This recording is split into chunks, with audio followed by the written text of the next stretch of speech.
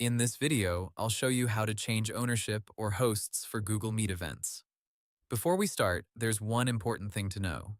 In Google Meet, changing the meeting host and changing the event owner are related, but they are not exactly the same thing. Google says you can add co-hosts to help manage the meeting, and in Google Calendar, you can also change the owner of an event you own. When an event with Meet is transferred to someone else's primary calendar, that person becomes the calendar event organizer.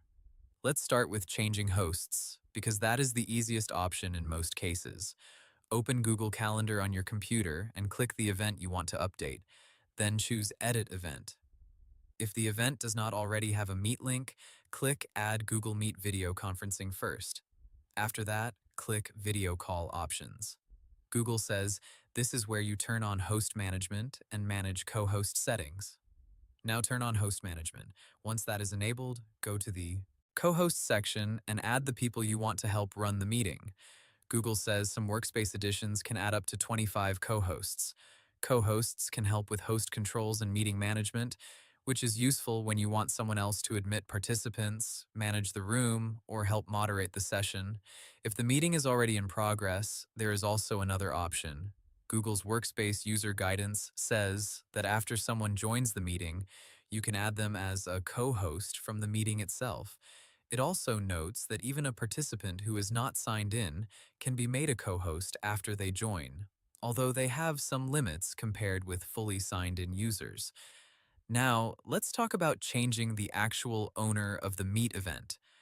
Open Google Calendar on your computer, select the event you own, click the More Options menu, and choose Change Owner. Enter the new owner's email address, add a message if you want, and confirm the transfer. Google says the new owner gets an email with a link to accept ownership, and you remain the owner until they accept. Google also notes there are limits, such as not being able to transfer events with more than 200 guests. There is one more important detail here.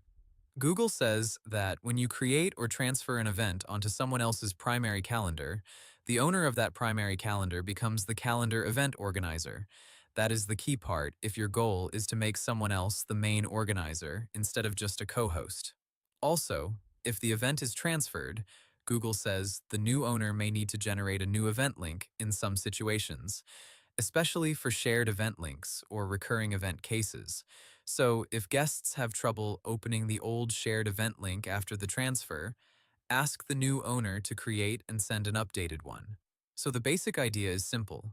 Use co-hosts when you want someone else to help manage the Google Meet call, and use Change Owner in Google Calendar when you want to transfer the event itself to someone else. That's how to change ownership or hosts for Google Meet events.